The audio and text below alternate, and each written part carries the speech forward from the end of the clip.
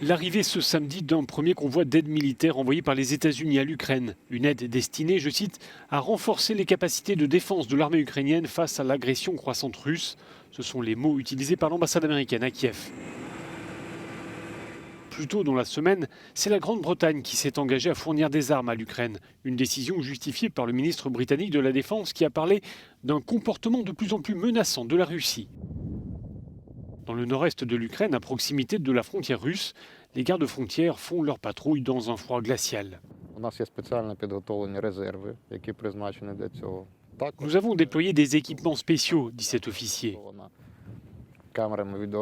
Il y a des caméras de surveillance un peu partout. Cela nous permettra de repérer les premiers signes d'une attaque et donc de pouvoir alerter les forces armées qui enverront alors un soutien défensif. De son côté, la Russie déploie aussi des armes dans la zone. Ici, ce sont des avions de chasse qui pourraient être utilisés dans le cadre d'exercices d'entraînement prévus dans les prochaines semaines au Bélarus.